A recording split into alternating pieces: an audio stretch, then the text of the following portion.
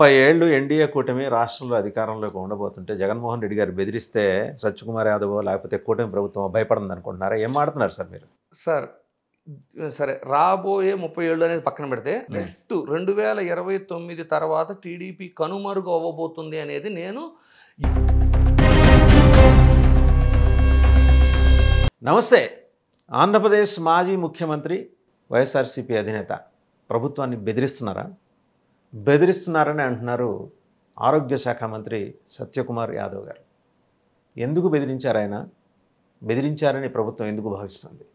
Privatisation of medical colleges కోసం టెండర్లు పిలిస్తే అవి ఎలా ముందుకెళ్తాయో, ఒకవేళ మీరు అది చేసినా రేపు పొద్దున మేము అధికారంలోకి వచ్చిన తర్వాత వాటిని ఎలా రద్దు చేయబోతున్నామో థ్రెటన్ చేయటం అనేది సంభవ్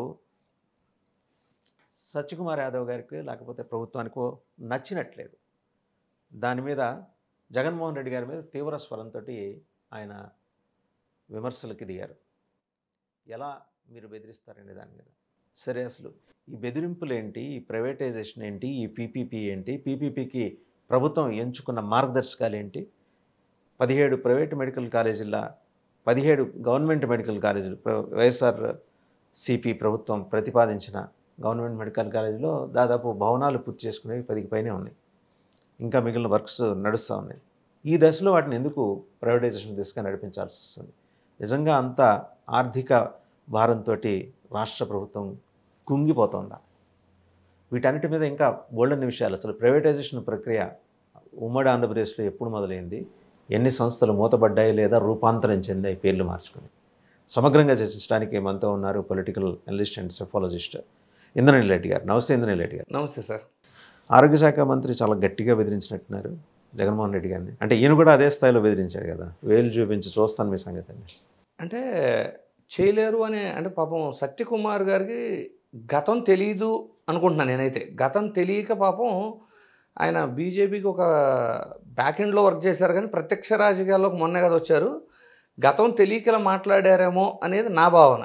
ఇప్పుడు మీరు కానీ 1999 నుంచి 2004 మధ్యలో చంద్రబాబు గారు సీఎంగా ఉన్నప్పుడు జరిగిన చరిత్ర ఏమిటి, ఆ తర్వాత జరిగిన చరిత్ర ఏమిటి, ఇది ఫస్ట్ సత్యకుమార్ గారితో పాటు ప్రజలందరూ తెలుసుకోవాల్సిన అవసరము, ఎస్పెషల్లీ టీడీపీ నాయకులు, టీడీపీ కార్యకర్తలు తెలుసుకోవాల్సిన అవసరం అయితే చాలా ఉంది. పాపం కార్యకర్తలు ఏం చేశారండి? అంటే పాపం అన్యాయం అయిపోయేది ఎవరండి? ఎప్పుడైనా పై లెవెల్లో నాయకులు ఎమ్మెల్యే స్థాయిలో ఎంజాయ్ చేసినాడు వాళ్ళంతా బాగానే ఉంటారు. నాశనం అయిపోయేది ఎవరు? గవర్నమెంట్ పోయిన తర్వాత ఇప్పుడు చూస్తే కింది స్థాయిలో దాడులు చేసుకునేది కానీ, వర్గపోరులు కానీ ఇవన్నీ కూడా కార్యకర్త స్థాయిలోనే ఉంటాయి. ఏ పార్టీ అయినా అదే, అతీతమేం కాదు. సో అలాంటి పరిస్థితి ఉన్నప్పుడు అందరూ తెలుసుకోవాల్సిన పరిస్థితి ఉంది. 1999 టు 2004 అంటే చంద్రబాబు నాయుడు గారు రెండోసారి ముఖ్యమంత్రిగా పదవి తీసుకున్న తర్వాత మీరు కానీ తీసుకుంటే ఐఎంజీ భారత్ మీకు బాగా గుర్తుండి ఉండాలి. ఐఎంజీ భారత్కి 800 ఎకరాలు కారు చౌకగా తనకు కావలసిన వాళ్ళకి కట్టబెట్టారు. 2004లో వైఎస్ రాజశేఖర రెడ్డి గారు సీఎం అయిన తర్వాత దాని మీద సమగ్ర విచారణ చేపించి సుప్రీంకోర్టులో కేసు వేస్తే సుప్రీంకోర్టు దాన్ని విచారించి ఇది ప్రభుత్వ రెవెన్యూని దెబ్బ కొడతామే అని చెప్పి ఇంత కారు చౌక కట్టిస్తారని దాన్ని క్యాన్సిల్ చేసి దాన్ని గవర్నమెంట్కి తిరిగి ఇచ్చింది. అందువలన ఈరోజు ప్రభుత్వం మాది కాబట్టి మేము ఏదైనా చేస్తాము, మేము టెండర్ పిలుస్తామో, నామినేషన్ పద్ధతి మీద ఇచ్చుకుంటాము, మా వాళ్ళకి ఇది పీపీపీ మోడల్లో అంటగట్టేసుకుంటాము పర్మనెంట్గా. ప్రభుత్వం వాళ్ళది కాకపోతే వైసీపీదా 164 ఉన్నాయి వాళ్ళకి. మ్యాండేట్ కాదు. బహుశా ప్రజాభిప్రాయానికి అనుగుణంగానే వాళ్ళ ప్రైవేటైజేషన్ దిశగా అడుగులేస్తున్నారేమో. మీరు ఎందుకు ఆ కోణంలో ఆలోచించలేకపోతున్నారు? అంటే నేనేం చెప్తున్నాను అంటే జగన్మోహన్ రెడ్డి గారు ఏదైతే చెప్పారో, ఏమని చెప్పారు, ఎవరైతే ముందుకు వస్తారో ఇది ప్రభుత్వ ఆస్తిగా మేము తయారు చేస్తున్నాము, పీపీపీ మోడల్లో ముందుకు వచ్చి తీసుకున్నా కూడా మా ప్రభుత్వం వస్తే దీన్ని రద్దు చేసి వెనక్కి తీసుకుంటాం అన్నారు. ఎలా తీసుకుంటావు అని సత్యకుమార్ అన్నదానికి నేను చెప్తుంది ఏంటి అంటే ఇది గతంలో జరిగింది, సో చేయటానికి అవకాశం ఉంది, సో వచ్చేవాళ్ళు ఆలోచించుకోమనే చెప్తున్నాం మేము కూడా. ఎందుకంటే ఐఎంజీ భారత్ 30 ఏళ్ళు ఎన్డీఏ కూటమి రాష్ట్రంలో అధికారంలోకి ఉండబోతుంటే జగన్మోహన్ రెడ్డి గారు బెదిరిస్తే సత్యకుమార్ యాదవ్ లేకపోతే కూటమి ప్రభుత్వం భయపడింది అనుకుంటున్నారా? ఏం మాడుతున్నారు సార్ మీరు? సరే రాబోయే 30 ఏళ్ళు అనేది పక్కన పెడితే నెక్స్ట్ 2029 తర్వాత టీడీపీ కనుమరుగు అవ్వబోతుంది అనేది నేను ఎందుకు నిన్నటికి నిన్న చంద్రబాబు నాయుడు గారు చెప్పారు 4వ సారి మోడీ ప్రధానమంత్రి అవుతారు, మళ్ళీ ఆంధ్రప్రదేశ్ రాష్ట్రంలో ఎన్డీఏ కూటమి అధికారంలోకి 2029లో రాబోతోంది. 2004 ముందు కూడా ఇలాగే మేకపోతు గాంభీర్యంతో చెప్పిన సందర్భాలు చాలా ఉండి మీకు కొన్ని ఇన్సిడెంట్స్ చెబుతానండి. 1999 టు 2004 మధ్యలో ఇదే పంత అంటే చంద్రబాబు గారి నైజం. ఈరోజు అందరూ ఏం మాట్లాడుతున్నారంటే ఈ 17 మెడికల్ కాలేజీలు గవర్నమెంట్ మెడికల్ కాలేజీలు ఏవైతే ఉన్నాయో వీటి ప్రైవేటీకరణ గురించి ఈరోజు సందర్భాలను తీసుకొని మాట్లాడుతున్నారు. అంటే జగన్మోహన్ రెడ్డి గారు ఎంత ఖర్చు పెట్టారు, జగన్మోహన్ రెడ్డి గారు పేదలు మరియు మధ్యతరగతి కుటుంబాల కోసం వీటిని ఇనిషియేట్ చేశారు, వాళ్ళు వచ్చి ఇప్పుడు ప్రైవేటీకరణ చేయబోతున్నారు, ఇంతవరకే మాట్లాడుతున్నారు. యాక్చువల్గా చంద్రబాబు గారి నైజం ఏదైతే ఉందో, ఇప్పుడు ఏ విధంగా అయితే వ్యవహార శైలి ఉందో ఇది ఇప్పటిది కాదు సార్. 99 నుంచి 2004 మధ్యలో కూడా ఇదే వ్యవహార శైలితో సుమారు 54 ప్రభుత్వ సంస్థలను ప్రైవేటీకరణ చేయటం కానీ లేదు అంటే ఆర్థిక నష్టాల కారణంగా మూసివేయబడ్డవి. అదేవిధంగా ఐఎంజీ భారత్ ఏం చేస్తారు సార్? నేను ఒకటే ప్రశ్న మిమ్మల్ని అడుగుతున్నాను. ఆర్థిక నష్టాలు వస్తుంటే వాటిని భుజం మీద పెట్టుకొని మోస్తారా? భుజాలు కాయలు కాయవా? ప్రభుత్వం ఎక్కడి నుంచి పైసలు తీసుకొస్తుంది? అందుకనే ఆయన ప్రైవేటైజ్ చేసి ఉంటారేమో. ఆ దిశగా మీరు ఎందుకు అంటే ఒక ప్రొయాక్టివ్ థాట్ ప్రాసెస్ మీకు లేదనుకుంటున్నాను నేనైతే. కాదు ఒకటి గుర్తుపెట్టుకోండి. ఒక ప్రభుత్వ రంగ సంస్థ ఉంది, ఒక విభాగమో లేదు ఆ సంస్థ ఆర్థికంగా నష్టాల్లో ఉంది, దాన్ని ప్రైవేటీకరణ చేయాలని నిర్ణయించుకున్నారు. కానీ ఎవరైతే ఆ సీఎం హోదాలో ఉన్నవారు వారు ఒకవేళ ఈ సంస్థ నష్టాల్లో ఉంది ప్రైవేటీకరణ చేస్తున్నాం, కానీ తన హయాంలో ఎప్పుడన్నా పూర్తి ఒక ప్రభుత్వ సంస్థని స్థాపించినట్టు కానీ దాన్ని రన్ చేసిన చరిత్ర ఏమైనా ఉందా? ఒకే ఒక ప్రభుత్వ సంస్థని పూర్తిగా స్థాపించింది. చివరికి మీకు అంటే గత 30 సంవత్సరాల చరిత్ర తీసుకుంటే, గత 30 సంవత్సరాలు అంటే అంతకుముందు అంటే మరి ఎప్పుడో అంటే ఇప్పుడున్న జనాలకు కూడా ఎప్పుడో చెప్పి మభ్యపెట్టాల్సిన అవసరం లేదు. ఈ 30 సంవత్సరాల చరిత్ర అంటే ఒక 60 సంవత్సరాల ఏజ్ ఉన్నవాళ్ళు చెప్పగలరు ఇది నిజమా అబద్ధమా అనేది. గత 30 సంవత్సరాల చరిత్ర తీసుకున్నా కూడా కాంగ్రెస్ గవర్నమెంట్ ఏదైనా ఒక సంస్థను కానీ ఒక ఎడ్యుకేషనల్ ఇన్స్టిట్యూషన్స్ కానీ మీకు జేఎన్టీలో వచ్చిన కొత్త అంటే పులివెందులు అవ్వచ్చు, కాకినాడ అవ్వచ్చు, అనంతపూర్ అవ్వచ్చు, ఇలాంటివి జేఎన్టీ నుంచి యూనివర్సిటీలు అవ్వచ్చు, లేదు ఎస్వి యూనివర్సిటీ యొక్క వెటర్నరీ విభాగం అవ్వచ్చు, ఇవన్నీ కూడా కాంగ్రెస్ చేసిందే. కానీ మీరు చంద్రబాబు నాయుడు గారి హయాంలో పూర్తిగా అంటే ఫుల్ ఫండ్స్ గవర్నమెంట్ నుంచే ఏర్పాటు చేయబడి పూర్తి ప్రభుత్వ సంస్థగా స్థాపించబడిన ఒక్క సంస్థను చెప్పగలరా? చెప్పలేరు. అందుకని నేను ఏమన్నానంటే 54-55 సంస్థలు పిలిచారు. దాంట్లో చాలా వరకు సహకార రంగంలో ఉన్నాయి కదా, అంటే semi government are quasi government we can say like that. Sir ఉన్నా కూడా నష్టాలు వస్తాయి. ఇప్పుడు ఏదైంది సార్ 2019 to 24 మధ్య వైజాగ్ స్టీల్ ప్లాంట్ ప్రైవేటీకరణని రామ్మోహన్ నాయుడు గారు కానివ్వండి, పవన్ కళ్యాణ్ గారు కానివ్వండి, లోకేష్ గారు కానివ్వండి, వీళ్ళు ఎంతలా అంటే కేవలం వైఎస్ఆర్సీపీ వ్యతిరేకించట్లేదు అనే విధంగా ఢిల్లీలో కూడా పోరాటం చేశారు కదా. దానికంటూ ఓన్ గనులు ఇస్తే కంపల్సరీ అది ప్రాఫిటబుల్గా రన్ అయితే అని మాట్లాడారు కదా, క్యాప్టివ్ మైన్స్ అడిగారు కదా. మరి అదేవిధంగా 1999 to 2004 మధ్య ఆల్మోస్ట్ ఎన్ని సార్? ఎన్ఎస్ఎల్ తీసుకోండి, ఆంధ్ర పేపర్ మిల్ తీసుకోండి, గోదావరి బెవరేజెస్ తీసుకోండి, రేణుగుంట, చిత్తూరు షుగర్ ఫ్యాక్టరీస్ తీసుకోండి, Warangal and Adilabad spinning mills తీసుకోండి, ఇలా 54 సంస్థలు నష్టాల్లో ఉన్నాయని క్లోజ్ చేశారు, లేదు అంటే ప్రైవేటీకరణ చేశారు. అప్పుడు కూడా ఇదే ప్రొయాక్టివ్గా మీరు ఆలోచించి వాళ్ళు లాభాల్లో రావడానికి ఏ ప్రయత్నం చేశారు? వాళ్ళు చేయలేదు కదా. చేయకపోగా ప్రైవేటీకరణ చేసి మీకు ఆ రిజల్ట్ చూసుకోండి సార్. ప్రైవేటీకరణ అంటే ఇప్పుడు నేను చెప్పాలనుకుంటుంది ఏంటంటే చంద్రబాబు గారి నైజం ఈ రోజునేదో గవర్నమెంట్ కాలేజీలను ప్రైవేటీకరణ చేస్తున్నారు అనేది ఇప్పుడు చరిత్ర కాదు. ఇది ఆయన మొదటి నుంచి కూడా ఆయన స్టైల్ ఆఫ్ అంటే పాలిటిక్స్ ఎలా ఉంటాయి అంటే అంటే చంద్రబాబు గారి పాలన మీద నేను స్టేట్మెంట్ ఇస్తున్నా సార్. ఆయన ఎలా అన్నది ప్రజా పాలన కంటే కూడా స్వార్థ రాజకీయాలకే పెద్దపెట్టలాగా ఉంటుంది. స్వార్థ రాజకీయాలకి అంటే ప్రభుత్వ సంస్థలను తీసుకెళ్ళి ప్రైవేటీకరణ చేసి తనకు కావాల్సిన వాళ్ళకి అది అలాట్మెంట్స్ నామినేషన్ పద్ధతులను ఇప్పించి చేసుకుంటూ, లేదు ప్రైవేట్లో ఉన్న వ్యక్తులకి లాభం చేకూరటం కోసం ప్రభుత్వ సంస్థలను ఆర్థిక నష్టాల కింద నేను చెప్తాను సార్ ఇంద్రనీల్ గారు. ఇప్పుడు ఈ ప్రైవేటైజేషన్ ఆఫ్ మెడికల్ కాలేజ్ని మీరు పూర్తిగా వ్యతిరేకిస్తున్నారు. మీరు బహుశా డెమోక్రటిక్ థాట్ ప్రాసెస్ ఉన్న ఒక అభ్యుదయవాదే అని మీరు అనుకుంటుండొచ్చు. బట్ ప్రైవేట్ రంగంలో ఉన్న మెడికల్ కాలేజెస్ వాటి ప్రగతి, అవి సాధించిన పురోగతి, అక్కడి నుంచి వచ్చిన ఎక్సెల్ అయిన టీమ్స్, బయటకు వచ్చిన ప్రొఫెషనల్స్, తర్వాత వాళ్ళు స్థాపించిన సంస్థలు, వీటి గురించి మీరు ఎందుకు ఆలోచించారు? గుంటూరు జిల్లాలో నేను పేరు చెప్పను కానీ క్యాపిటల్కి అది దగ్గరలో ఒక ప్రైవేట్ మెడికల్ కాలేజ్ ఉంది, ఎంత అద్భుతంగా డెవలప్ అయింది. అలా ఎందుకు మీరు ఆలోచించలేకపోయారు? మీ ఆలోచన ఒక దగ్గర ఆగిపోయింది, దాన్ని కంటిన్యూ చేయాలి. నేను చెప్తానండి. ప్రభుత్వం చేయాల్సిన పని ప్రభుత్వం చేయాలి. ప్రైవేటు రంగంలో కూడా ఎవరన్నా వచ్చి ప్రైవేటుగా కూడా మేము సొంతంగా హాస్పిటల్ నిర్మించుకుంటాం అన్నప్పుడు డెఫినెట్లీ వాళ్ళకి సబ్సిడీలు ల్యాండ్స్ ఇవ్వాలి, వాళ్ళకి పవర్ సప్లై కానివ్వండి, వాటర్ సబ్సిడీలు కానివ్వండి, పన్నులు రిలేటెడ్ కానివ్వండి, ప్రాపర్టీ ట్యాక్స్ రిలేటెడ్ కానివ్వండి, ఆ ఫెసిలిటీస్ అనేది గవర్నమెంట్ రెస్పాన్సిబిలిటీ. వాళ్ళు కూడా సక్సెస్ఫుల్గా వాళ్ళ బిజినెస్ వాళ్ళు రన్ చేసుకోవడానికి వ్యాపారవేత్తలు అవ్వచ్చు, ఆరోగ్యం రీత్యా అవ్వచ్చు, ఎవరికైనా అది ఎడ్యుకేషనల్ ఇన్స్టిట్యూటే కదా సార్. ఒక ఫ్యాక్టరీ తీసుకున్నా కూడా definitely it's part of governments governance. అంతేగాని గవర్నమెంట్ సొంతంగా స్థాపించగలిగిన వాటిని కూడా ప్రైవేట్ రంగం చేయటం వలన పేదలకి మధ్యతరగతి ప్రజలకు సరే, ఇప్పుడు ఈ పర్టికులర్ ఆస్పెక్ట్లో మీరు చెప్పారు ఒక 54-55 సంస్థలు, ప్రభుత్వ రంగ సంస్థలు, సెమీ ఆర్ క్వాసీ గవర్నమెంట్ సంస్థల్ని చంద్రబాబు గారు ఫేజ్డ్ మేనర్లో వాటిని ప్రైవేటైజ్ చేయటమో, లేకపోతే అవి ఆర్థికంగా నష్టాల్లో కూరుకుపోయినాయి కాబట్టి వాటిని ఎవరైనా మూసివేయటమో, తీసుకోవడానికి ముందుకు వచ్చే వాళ్ళకి అప్పచెప్పటమో చేశారంటున్నారు. సరే, ఈరోజు మరి ఈయన 17 మెడికల్ కాలేజీలు, లేకపోతే మేము పోర్టులు కట్టాం, మెడికల్ కాలేజీలు కట్టాం, ఇన్ని కట్టిన జగన్మోహన్ రెడ్డి గారు రోడ్లు వేయటం మర్చిపోవటం వల్ల కదా ఆయన పోయింది. అక్కడ ఈ కనెక్టివిటీ లేక కదా పోయింది. సో వేసినవి ఎందుకు చెప్పుకోలేకపోయారు ఆయన జగన్మోహన్ రెడ్డి గారు? ఇవాళ పోరాటం చేస్తానంటున్నారు, ఓకే, ఏ రకమైన పోరాటం ఆయన చేస్తారు? కమ్ బ్యాక్, మీరు మీ స్టేట్మెంట్లో ఒకటి రోడ్లు వేయటం అన్నారు కదా. 2014 నుంచి 2019 వరకు ఎన్ని కిలోమీటర్ల రోడ్డు వేయబడిందో 2019 నుంచి 2024 కాలంలో అంతకంటే ఎక్కువ రోడ్లు నిర్మించబడ్డాయి. ఇది పార్లమెంటు సాక్షిగా నేషనల్ గవర్నమెంట్ కూడా చెప్పింది. And it's a proven thing.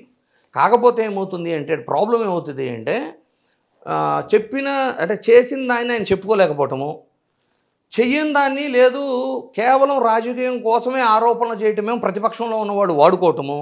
ఈ రెండింటి మధ్య ఏమైపోయిందంటే రోడ్లు వేయలేదు అనేది ఎక్కువగా ప్రచారంలోకి వెళ్ళిపోయింది. కానీ మీరు మళ్ళీ చెప్తున్నా నేను, దీన్ని కావాలంటే మీరు చెక్ చేసుకోవచ్చు, ఆర్టీఏలో ఇన్ఫర్మేషన్ తెప్పించుకోవచ్చు, ఎవరైనా లేదు డేటా తెప్పించుకోవచ్చు. సారీ ఫర్ ఇంటరప్షన్, ఒక విషయం చెప్తా. అప్పటి ప్రభుత్వంలో తెలంగాణలో ఉన్న అప్పటి మంత్రి కేటీఆర్ గారు ఓ మాట అన్నారు, ఆంధ్రాకి వెళ్ళొచ్చిన నా మిత్రుడు సంక్రాంతికి అక్కడ వెళ్ళకుండా ఉంటే బాగుండేది, ఆ రోడ్ల దెబ్బకి నడువులు పోయినాయి అని వాళ్ళ ఫ్రెండ్ ఒక ఆయన చెప్పిన విషయం ప్రస్తావన చేశారు. ఇప్పుడు కేటీఆర్ ఆయన సామాన్యమైన వ్యక్తి కాదు, మాజీ ముఖ్యమంత్రి గారు తనయుడు, మాజీ ఐటీ శాఖ మంత్రి అండ్ మోస్ట్ పవర్ఫుల్ లీడర్. ఆయన అబ్జర్వేషన్ అది. సార్ నేనేమంటున్నా, ఇదే మళ్ళీ చెప్తున్నా. ఇప్పుడు కేటీఆర్ గారు ఒక స్కూల్ కాదు, చంద్రబాబు గారు ఒక స్కూలు, కేసీఆర్ గారు ఒక స్కూలు, దేవేంద్ర గౌడ్ గారు ఒక స్కూలు, వీళ్ళంతా కాదు, వీళ్ళంతా trained in only one school. వీళ్ళకి తెలిసింది ఏంటి అంటే ఫస్ట్ గుడ్డ కాల్చి పక్కన వేయటం. నేను ఇప్పుడేమి కేటీఆర్ గారు జగన్ గారి క్లోజు బీఆర్ఎస్ వీటి గురించి మాట్లాడతా, ప్రూవెన్ థింగ్స్ మాట్లాడండి. నా ఫ్రెండ్ చెప్పాడు, నేను వెళ్ళిన రోడ్డు బాగాలేదు. ఇప్పుడు ఆంధ్రప్రదేశ్లో రోడ్లు బాగుండేయా సార్? చాలా. ఇప్పుడు మీరు చెక్ చేసుకోండి సార్. ఇప్పుడు చోడవరం వెళ్ళండి, చోడవరం వెళ్ళి మళ్ళీ అంటే ఎక్కడి నుంచి నేను చెబుతుంది, అనకాపల్లి నుంచి చోడవరం వెళ్ళి వీల్ అలైన్మెంట్ చేయించుకోకుండా మీరు వెనక రాగలరేమో చెక్ చేసుకోండి. ఏలూరు పరిస్థితి, చుట్టుపక్కల గ్రామాలకు వెళ్ళాలంటే పరిస్థితి ఎలా ఉంది? సరే, రోడ్ల మాట నేనేమన్నానంటే సార్, 2014 నుంచి 2019 వరకు ఎన్ని కిలోమీటర్ల రోడ్డు నిర్మించబడిందో, కొత్త రోడ్లు అంటే ప్యాచ్ వర్క్లు కాదు సార్. నేను చెప్తాను ఏంటంటే గుంట పడిందని ప్యాచ్ వర్క్ వేయటం కాదు. ఎన్ని కిలోమీటర్ల రోడ్డు నిర్మించబడినవో 2019 నుంచి 2024 మధ్య 2 సంవత్సరాల కరోనా ఉన్న తర్వాత కూడా అంతకంటే ఎక్కువ రోడ్డు కిలోమీటర్లు రోడ్డు నిర్మించబడింది. కాకపోతే ఏమవుతుంది, మేబీ ఇప్పుడు 2014 నుంచి 2019 వరకు నిర్మించాల్సిన నెంబర్ ఆఫ్ రోడ్స్ నిర్మించకపోతే డ్యామేజ్ ఎక్కువ జరిగి వీళ్ళకి ఆ ఎఫెక్ట్ జరుగుతుంది.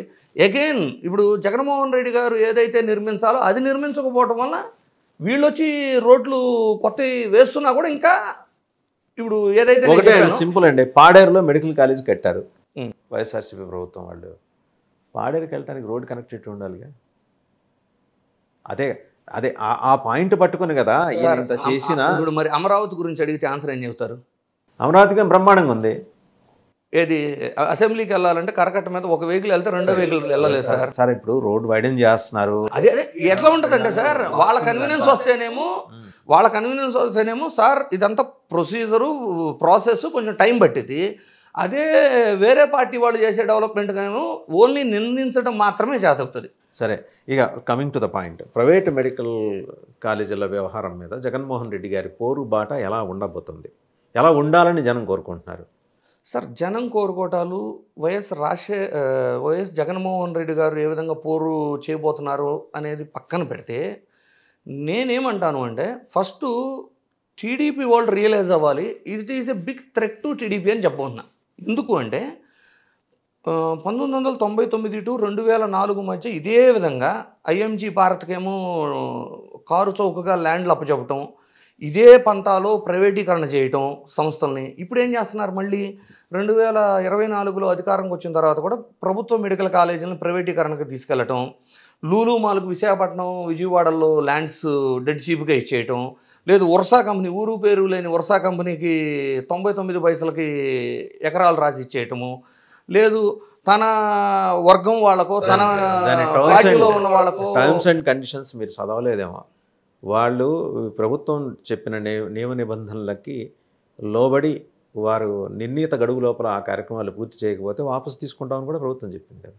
అలా ఒకప్పుడు తీసుకుంటేనే కదా సార్, అలా ఒకప్పుడు ఆమ్రాన్ బ్యాటరీ నుంచి తీసుకుంటేనే కదా కంపెనీలను తరిమి కొడుతున్నారు అని ప్రచారం చేశారు. ఆ రోజున ఆమ్రాన్ బ్యాటరీకి ఇచ్చినప్పుడు కూడా ఆ టర్మ్స్ అండ్ కండిషన్స్ కూడా టీడీపీ వాళ్ళు రాసినాయే కదా.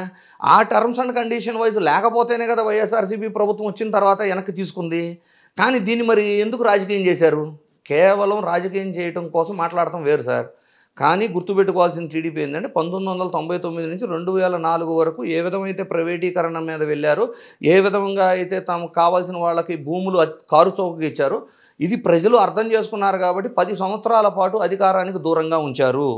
ఆ తర్వాత కూడా 2014లో రాష్ట్ర విభజన జరగటము, పొత్తుల కారణం అవటము, రకరకాల ఫ్యాక్టర్స్ మీద గవర్నమెంట్ ఫామ్ అయింది. అప్పటికంటే ఇప్పుడు విద్యావంతులు పెరిగారు. అప్పట్లో 100లో 20 మంది ఉంటే ఇప్పుడు 60 మంది ఉన్నారు విద్యావంతులు. సో అప్పుడు 10 ఏళ్ళు దూరంగా పెడితే ఈసారి 20 ఏళ్ళు దూరంగా పెడతారు. సో ఇది అర్థం చేసుకొని ప్రైవేటీకరణ అనేది నిజంగా అవసరమా? అవసరం అయితే చేయొచ్చు, కానీ అవసరం లేనిది ఆల్రెడీ గత ప్రభుత్వం 5 కాలేజీలను పూర్తిగా కట్టేసి మిగిలిన కట్టడానికి ఓకే, వీళ్ళ గవర్నమెంట్లో ప్రోగ్రెసివ్ గవర్నమెంట్ అయితే వాళ్ళు 5 కంప్లీట్ చేశారు సార్, వీళ్ళని ఇంకో 5 కంప్లీట్ చేయమనండి 10 ఏళ్ళలో. చేయకుండా ప్రైవేటీకరణ చేసేస్తాం, పీపీపీ మోడల్ మాకు కావాల్సిన వాళ్ళకి అప్పచెప్పేసుకుంటాము, కారు చౌకగా ల్యాండ్లు ఇస్తాము, అదే పంత. ఒకప్పుడు ఏదైతే ప్రజలు ఏమన్నా పిచ్చోళ్ళు కంప్లీట్ చేయడం కోసమే కదా పీపీపీ మోడల్. అంటే అంత డబ్బులు లేనప్పుడు అంటే రాజధానికి ఏమో 1,00,000 కోట్లు తేగలము, రాజధానికి 1,00,000 కోట్లు తేగలము, గవర్నమెంట్ మెడికల్ కాలేజీల కోసం 10,000 కోట్లు తేలేము అన్నప్పుడు ప్రజలకు అర్థం కాదా సార్ ఇదంతా? అంటే అంత పిచ్చి జనం కింద చూస్తున్నారా? మీరే అన్నారుగా ప్రజలు ఎలైట్ అండ్ ఎడ్యుకేటెడ్ అని. అందుకే చెప్తున్నా సార్, గతంలో 100లో 20 మంది విద్యావంతులు ఉంటేనే 10 సంవత్సరాల దూరంగా ఉంచారు. ఈ రోజున 100లో 60 మంది విద్యావంతులు ఉన్నారు. 1999 నుంచి 2004 వరకు ఏ విధమైన నైజంతో ప్రైవేటీకరణ, భూములు కారు చౌకగా తనకు కావాల్సిన వాళ్ళకి అప్పచెప్పారో ఇప్పుడు కూడా అదే జరుగుతుంది. కాబట్టి ప్రజలు విద్యావంతులు చూస్తున్నారు, మీరు జాగ్రత్త పడాలి అని చెబుతున్నాను. ఇది నేను వైఎస్ఆర్సీపీ వాళ్ళు ఎలాగో ప్రతిపక్షంలో ఉండారు, దాని మీద ధర్నాలు చేస్తారు, కొంత రాజకీయం కోసం చేస్తారు, కొంత ప్రజల కోసం చేస్తారు ప్రతిపక్షం అనేది. కానీ అధికారంలో ఉన్న వాళ్ళు గతాన్ని గుర్తు తెచ్చుకొని 1999 టు 2004లో ఏం జరిగిందో అదే వ్యవహార శైలితో వెళ్తున్నప్పుడు అప్పుడు ప్రజలు ఏ విధమైన తీర్పునిచ్చారో రాబోయే రోజుల్లో అదే తీర్పునిస్తారు. కాబట్టి జాగ్రత్త పడాల్సింది టీడీపీ వాళ్ళు అని చెప్తున్నా. అంటే ఇప్పుడు కొన్ని మెడికల్ సీట్లని ప్రభుత్వం అయినా కప్పు చెప్పేసింది ఎంసీఏకి రాసి. సో ఇప్పుడు ఈ అల్టిమేట్ లూజర్స్ ఎవరు ఇక్కడ? సార్, ప్రజలకు తెలుసు, మెడికల్ చదువుకునే పిల్లలకు తెలుసు, జేఈఈ రాసే అభ్యర్థులకు తెలుసు. పక్కనే ఉన్న తెలంగాణలో మెడికల్ కాలేజీలు ఎక్కువగా ఉండటం వలన జేఈఈలో రావాల్సిన మార్కులు తక్కువ వచ్చినా కూడా తెలంగాణలో వాళ్ళకి సీట్ వస్తుంది. మన దగ్గర మెడికల్ కాలేజీలు తక్కువ ఉండటం వలన మనం జేఈఈ రాసినా కూడా మనకి ఎక్స్ట్రీమ్ మార్కులు వచ్చినా కూడా మనకి సీట్ రావట్లా. ఈ విధంగా కూడా నష్టపోతున్నాం కదా. అదే గవర్నమెంట్ కాలేజీలు అవచ్చు, ప్రైవేట్ కాలేజీలు అవచ్చు, కాలేజీలు పెరిగితే సీట్లు పెరిగితే లబ్ధి పొందేది మన రాష్ట్ర విద్యార్థులే కదా. మీరు కోరుకున్నట్టు ఆయన ప్రైవేట్ మెడికల్ కాలేజ్ డెవలప్ చేస్తున్నారు కదా. ప్రైవేట్ చేయమనండి సార్, ఇవి కాకుండా ప్రైవేట్ చేయమనండి. ఓకే, ఇవి కాకుండా గవర్నమెంట్ ఇన్స్టిట్యూషన్స్ ని అలా వదిలేసి ప్రైవేట్ మెడికల్ కాలేజ్ చేసుకోమనండి. మరి చేసుకోమన్నారు కదా అని ఎకరం 99 పైసలకు కాకుండా ఒక nominal price definitely we should encourage sir. Government అనేది వ్యాపారవేత్తలని ఎంకరేజ్ చేయాలి. ఎంకరేజ్ చేయాలంటే సబ్సిడీ మీద ల్యాండ్లు ఇవ్వాలి, వాటర్ ఫెసిలిటీస్ ఇవ్వాలి, అన్ఇంటరప్టెడ్ పవర్ ఇవ్వాలి, ఇంకా కుదిరితే పవర్కి కూడా సబ్సిడీలు ఇవ్వాలి, అండ్ ప్రాపర్టీ ట్యాక్స్ కొంచెం ఎక్సెంప్షన్స్ ఇవ్వాలి. ఇవన్నీ ఇస్తేనే ఏదైనా ప్రైవేట్ కంపెనీ వస్తుంది. ఆ ప్రైవేట్ కంపెనీలకు ఆ విధంగా ఇవ్వాలి. కానీ మీకు ఊరు పేరు లేని కంపెనీకి టర్మ్స్ అండ్ నామ్స్ అని రాసేసి ఒక 35 సంవత్సరాలకి 99 సంవత్సరాలకి ఎకరం 99 పైసలకి రాసి ఇచ్చేసి ఇది అప్పనంగా అప్పచెప్పడం అనేది మాత్రం దుర్మార్గం. కండిషన్స్ ఉన్నాయి కదా, మనకు 99 పైసలే కనిపిస్తుంది, మీకు కింద కండిషన్స్ కూడా ఉన్నాయిగా. మీరు చెప్పిన గైడ్ లైన్స్ ఫుల్ఫిల్ చేయని పక్షంలో మేము వాపస్ తీసుకుంటాం అనే మాట కూడా ఉంది కదా, అది మీరు ఎందుకు విస్మరిస్తున్నారు? ఇప్పుడు మంత్రి సత్యకుమార్ గారు ఏమంటున్నారు, మీరెవరు వచ్చి తీసుకోవడానికి అంటున్నారు. ఇప్పుడు ఇచ్చేది కూడా మీరు కాదు, ప్రభుత్వం ఇస్తుంది. సత్యకుమార్ గారు ఇవ్వట్లేదు, చంద్రబాబు నాయుడు గారు ఇవ్వట్లేదు, ఇప్పుడు ఇస్తుంది ప్రభుత్వమే. రేపు తీసుకునేది కూడా ప్రభుత్వమే అంట నేను. ఇప్పుడు ఇచ్చేది ఏదైతే ఉందో అది ప్రభుత్వం ఇస్తుంది. అలాగే రేపు టర్మ్స్ అండ్ కండిషన్స్ అందులో ఇల్లీగల్ ఫ్యాక్టర్స్ ఉండొచ్చు, లేదు ఒకరికి లబ్ధి జరుగుతుంది, లేదు ప్రభుత్వ ఆదాయానికి గండి కొట్టారు, ఇలాంటి కండిషన్స్ ఉన్నప్పుడు వెనక్కి తీసుకునేది కూడా ప్రభుత్వం. ఇప్పుడు ఇచ్చింది చంద్రబాబు గారు కాదు, రేపు తీసుకోబోయేది జగన్మోహన్ రెడ్డి గారు కాదు. ఇది సత్యకుమార్ గారికి అర్థం కావాలి అని చెప్తున్నాను. ఈ మధ్యకాలంలో వైఎస్ఆర్సీపీ కొంచెం ఆందోళన బాటని తీవ్రతరం చేసింది. ఏదైనా ఇష్యూ వస్తే ఇమీడియట్గా రంగంలోకి దిగటం, ఆందోళన కార్యక్రమాలు, ధర్నాలు, నిరసనలు, ఏదో ప్రదర్శనలు, ర్యాలీలు ఏదో ఒకటి చేస్తున్నారు, బాగానే ఉంది. ఇంతసేటు మెడికల్ కాలేజీల ప్రైవేటైజేషన్కి సంబంధించిన కార్యక్రమం జరిగింది. ఎక్కడ ఆయన ప్రజెన్స్ ఎందుకు కనిపించట్లా? ఈవెన్ ప్రతిపక్షం కూడా పాయింటెడ్గా వేలెత్తి చూపిస్తోంది కదా, ఎక్కడ మీ జగన్మోహన్ రెడ్డి గారు ఆయన ప్రజెన్స్ ఎందుకు కనిపించట్లేదు? ఆయన ఉంటే బాగుంటుందని కార్యకర్తలు కూడా కోరుకుంటున్నారు కదా. అంటే ఆయన ఉంటే ఉండే జోష్ వేరే రకం ఉంటుంది కదా సార్. ఇక్కడ అంటే ఇది నేను చెప్పబోయేది వైఎస్ఆర్సీపీ కార్యకర్తలకి, అంటే వాళ్ళ అపోనెంట్ పార్టీ ఆబ్వియస్లీ టీడీపీ కార్యకర్తలకు చెప్పారు. ఇప్పుడు వైఎస్ఆర్సీపీ కార్యకర్తలకు చెప్దాం ఏంటంటే, అంటే వాళ్ళ అపోజిషన్ పార్టీ ఏదైతే ఉందో వాళ్ళు ఆబ్వియస్లీ దాని రాజకీయం కోసం రెచ్చగొట్టడం కోసం మాట్లాడతారు. కానీ నేనేమంటున్నాను అంటే, ఇప్పుడు మొన్న ఆర్డీఓ కార్యాలయాల గురించి ఆలోచిద్దాం. ఒకేసారి 73 లేక 74 ఆర్డీఓ కార్యాలయాల దగ్గర వినతి పత్రాలు ఇవ్వడానికి వెళ్ళారు. ఇప్పుడు జగన్మోహన్ రెడ్డి గారు కూడా పార్టిసిపేట్ చేశారు అనుకుందాం. జగన్మోహన్ రెడ్డి గారు 73, 74 చోట్ల రాగలరు, వెళ్ళలేకపోవచ్చు, ఒకే ఒక చోట పార్టిసిపేట్ చేయగలరు. ఎప్పుడైతే జగన్మోహన్ రెడ్డి గారు ఒక చోట పార్టిసిపేట్ చేశారో మీడియా అటెన్షన్ మొత్తం అడగలిపోతుంది. కార్యకర్తలు మిగిలిన 73 చోట్ల కూడా వదిలేసి జగన్ గారిని కలవడానికి అందరూ ఇక్కడికి వచ్చేస్తారు. సో 74 చోట్ల ప్రోగ్రామ్ అయితే ఒక్క చోట సక్సెస్ అయ్యి 73 చోట్ల ఫెయిల్యూర్ అయితే. సో ఎక్కడైతే డిస్ట్రిబ్యూటెడ్ ప్రోగ్రామ్ నడుస్తుంది, రాష్ట్ర వ్యాప్తంగా రకరకాల కార్యాలయాల్లో వినతి పత్రాలు ఇవ్వాలి అనుకున్నప్పుడు జగన్మోహన్ రెడ్డి గారు పార్టిసిపేట్ చేస్తేనే ఫెయిల్యూర్ అయింది, పార్టిసిపేట్ చేయకపోతేనే సక్సెస్ అయింది. లేదు ఒక దీక్షలాగా చేస్తున్నారు, అంటే ఒకే ఒక చోట పర్మిషన్ తెచ్చుకొని స్టే చేసుకొని కూర్చొని ఒక దీక్షలాగా చేయబోతున్నారు, వ్యతిరేకంగా గవర్నమెంట్కి వ్యతిరేకమైన ఒక ప్రోగ్రాం చేస్తున్నారు. అప్పుడు జగన్మోహన్ రెడ్డి గారు ఉంటే రాష్ట్ర వ్యాప్తంగా జగన్ గారిని కలవడానికి కానీ కార్యకర్తలు కానీ అక్కడికి వస్తారు కాబట్టి అది సక్సెస్ అవుతుంది. సో ఫస్ట్ ఇది అర్థం చేసుకుంటే ఇంకా అడగరు వైఎస్ఆర్సీపీ కార్యకర్తలు. ఇకపై జగన్మోహన్ రెడ్డి గారు అర్థం చేసుకునే లోపల పార్టీ వాళ్ళకి అర్థమయ్యేలా చెప్పొచ్చుగా, చెప్పాలి, చెప్పాల్సిన రెస్పాన్సిబిలిటీ పార్టీదే సార్. సతల రామకృష్ణారెడ్డి గారు, పేర్నాని గారు ఇలాంటి వాళ్ళు కార్యకర్తలకి చెప్తున్నారు ఈ విధంగా పాపం మెసేజ్ పాస్ చేయాలి ఎందుకు మనం రావట్లేదు అనేది. సో ఇదైతే వైఎస్ఆర్సీపీ కార్యకర్తలకు ఎక్స్క్లూజివ్గా చెబుతున్నాం సార్. ఎందుకంటే ఇది ఆబ్వియస్లీ వాళ్ళు అంటే టీడీపీ కార్యకర్తలు, జనసేన కార్యకర్తలు దీన్ని రాజకీయం కోసం విమర్శించడం సహజం. అంటే ఇదే పొజిషన్లో టీడీపీ జనసేన ఉంటే ఆ రోజున ప్రతిపక్షంలో ఉండే వైఎస్ఆర్సీపీ అని ఇలాగే విమర్శించింది. మేము ఇంకోటి ఇప్పుడు ఇదే దానికి సంబంధించి ఒక సందర్భం ఇక్కడ ప్రస్తుతం చెప్పి చంద్రబాబు నాయుడు గారు ఆయన వయసును రీచా కూడా అది కూడా పక్కన పెట్టి ఒకే రోజు 3 చోట్ల 4 చోట్ల కార్యక్రమాలు కేవలం ఎన్నికల ముందే కాదు, ఎన్నికల తర్వాత కూడా ఆయన అటెండ్ అవుతున్న సందర్భం మీరు గమనించారు కదా. జనం అది కూడా నోటీస్ చేస్తున్నారు కదా సార్. ఇక్కడ ఒక ఎక్స్ప్లెనేషన్ చెప్తాను నేను. ఎక్స్ప్లెనేషను అందులో కొన్ని ఫెయిల్యూర్స్. జనరల్గా ఏంటి అంటే సార్, సీఎం పోస్ట్ అనేది ఒక సుప్రీం పోస్ట్ లాంటిది. సో ఒకసారి ఆ సీట్లో కూర్చున్న తర్వాత నిజంగా యూ హ్యావ్ టు అడ్మినిస్ట్రేట్, అంటే ఎవరి పని వాళ్ళు కింది స్థాయి అంటే గ్రేడ్ 4 ఎంప్లాయీతో సహా ఎవరి పని వాళ్ళు సక్రమంగా నిర్వర్తిస్తున్నారా లేదా అనేది అడ్మినిస్ట్రేట్ చేస్తూ ఆడ కూర్చొని ఆపరేట్ చేయగలిగితే ఈజ్ ఎ బెస్ట్ సీఎం అనేది నా పర్సనల్ ఒపీనియన్. ఆ పాయింట్ ఆఫ్ వ్యూలో జగన్ గారు has done very good job. అంటే నా ఇంటెన్షన్ ఏంటంటే వాళ్ళు పొలిటికల్ ప్రచారాలకు వచ్చు, పబ్లిసిటీకి వస్తే ఆ టైం కూడా వేస్ట్ చేసుకుంటున్నారు అనేది నా intention. But at same time పాలిటిక్స్కి వచ్చేతరకు ఏమవుతుందంటే రీజనల్ పార్టీ విషయంలో ఇదే ఇప్పుడు మనం నేషనల్ పార్టీ తీసుకున్నాం అనుకోండి, ముఖ్యమంత్రి అభ్యర్థి వేరుంటారు, పార్టీ అధ్యక్షుడు వేరుంటారు, రకరకాల జాతీయ అధ్యక్షులు, రాష్ట్ర అధ్యక్షులు అలా వేరు వేరు ఉన్నప్పుడు సీఎంగా ఉన్నవాళ్ళు తన పని తను చేసుకుంటూ పోతున్నా కూడా పార్టీ కార్యక్రమాలు, పబ్లిసిటీ కార్యక్రమాలు చేసే రాష్ట్ర అధ్యక్షులు, ప్రోగ్రామ్ కోఆర్డినేటర్స్ వేరు ఉంటారు. అదే రీజనల్ పార్టీ, అది టీడీపీ అవ్వచ్చు, జనసేన అవ్వచ్చు, వైఎస్ఆర్సీపీ అవ్వచ్చు.